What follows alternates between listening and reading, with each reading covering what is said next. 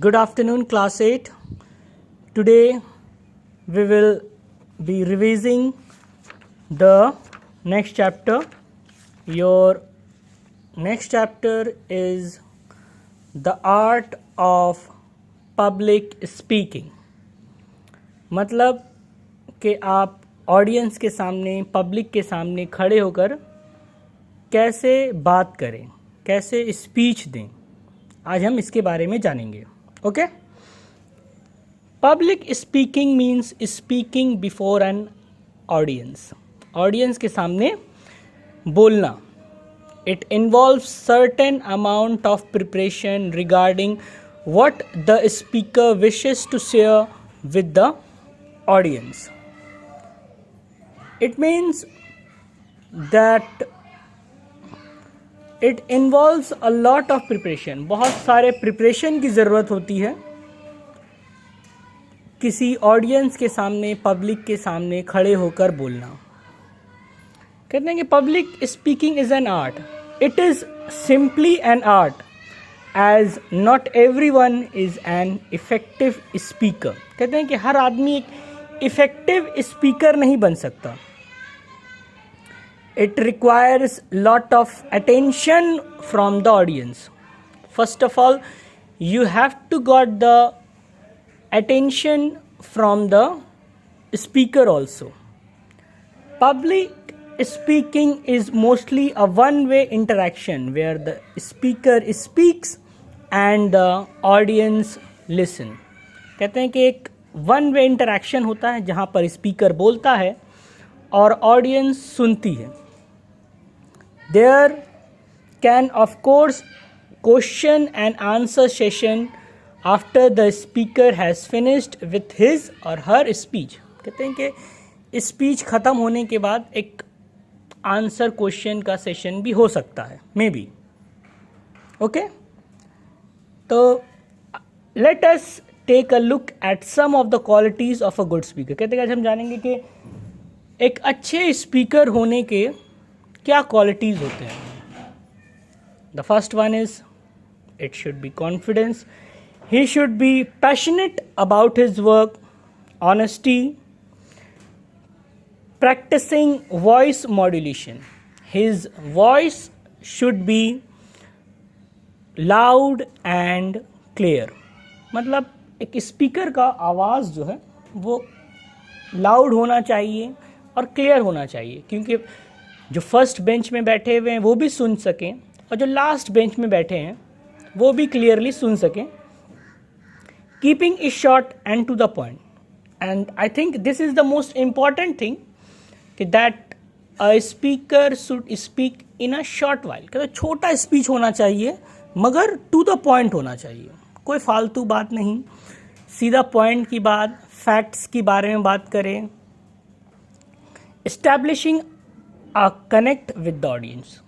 कहते हैं कि ऑडियंस से हमेशा वो कनेक्टेड होना चाहिए. एक स्टोरी टेलिंग कम्युनिकेशन होना चाहिए और अपनी बातों पे वो जोर दे सकें, है ना. Emphasizing through repetition.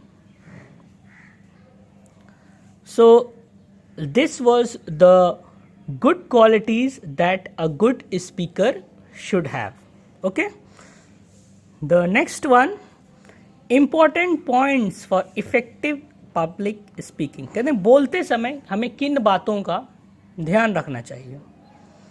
First of all, he और she have a good preparation. अच्छा प्रिपरेशन होना चाहिए, वेल प्रिपेयर्ड होना चाहिए. We should jot down points related to the topic. कहते हैं कि टॉपिक को शॉर्ट करके बताए, है ना. बहुत फास्ट नहीं होना चाहिए, बहुत स्लो नहीं होना चाहिए, वेरी इजी मैनर में.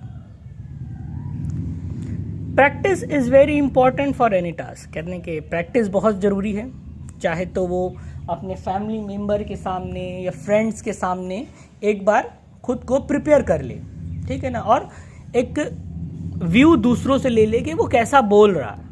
Okay. Always asking for a feedback so that we could correct any errors और improve our shortcoming helps a lot. कहते हैं कि फीडबैक लेने से उसे पता चल जाएगा कि भाई उसके अंदर क्या कमी है, किन बातों पे उसको जोर देना चाहिए, उसकी आवाज़ कैसी है ना। We must establish eye contact. कहते हैं कि आई कॉन्टैक्ट बहुत होना चाहिए, आंखों में आंखें डालकर देखना चाहिए। हाँ, एक बात और कि उन्हें घूरना नहीं चाहिए। देखिए, there is a big difference between eye contact and a stare. Stare means घूरना, तो किसी को घूरना नहीं है, आपको बस आंखों में आंखें डालकर बात करनी है। वी मस्ट अवॉइड क्रॉसिंग और क्लैस्प योर हैंड। कहते हैं हाथ पीछे नहीं बांधना चाहिए, पॉकेट में हाथ डालना नहीं चाहिए, है ना। ये सब रॉन्ग मैसेज जाता है। The content of the topic for public speaking, our tone, language and body language must be appealing and pleasant. कहते हैं कि टॉपिक वो होना चाहिए जो कि अपीलिंग होना चाहिए, प्लीजेंट होना चाहिए। The topic should be appealing, मतलब उनसे कुछ पूछना चाहिए, रुक रुक कर वो चाहे तो ऑडियंस से सवाल भी कर सकता है ना, और कुछ अच्छे टॉपिक पर बोले। While it is important to cover the essential points of our topic, it is important to keep some time aside for a question answer session. We must divide the time allotted to us sensibly.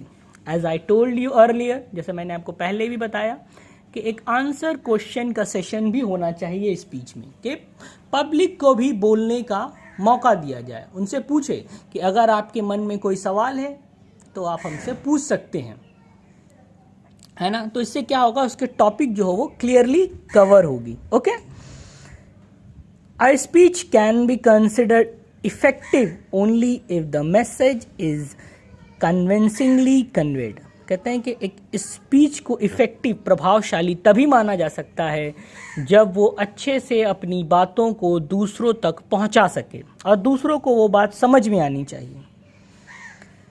और जैसा कि आप लोग जानते हैं, सबको love stories पसंद होता है, कहानी सुनना पसंद होता है, तो बीच बीच में वो चाहे तो एक छोटी सी स्टोरी को बता दे या फिर एक आध प्रोवर्ब्स डाल दे। जैसा मैंने आपको बताया, कुछ फैक्ट्स बता दे, कुछ फिगर्स की जानकारी दे। जैसे कि क्या नाम है, आप जैसे कि मान लीजिए स्पीच दे रहे हैं कि कोविड-19 कोरोना वायरस के बारे में, तो आप स्पीच दीजिए कि हाँ इस तारीख को कोरोना वायरस इंडिया में आया, अब तक इतने लोग, है ना। तो ये फैक्ट्स एंड फिगर की बात होगी। You should take it in your speech also. Okay, I think that's conclude for the day. और कुछ और मैं आपको बताना चाहूँगा कि now you should be preparing for your UT first exam. UT first exam आपका आ रहा है, तो उसके लिए आप प्रिपेयर करना शुरू कर दीजिए। और यूनिट फर्स्ट जो है आपका, वो आपके सिलेबस में है, और जो मैंने एक्स्ट्रा ऐड किया है वो करंट अफेयर्स ऑन कोविड-19। कोविड-19 में आपको कुछ क्वेश्चंस दिए जाएंगे, है ना। तो you should prepare for this for your upcoming UT first. Okay, best wishes from me. Okay, thank you class.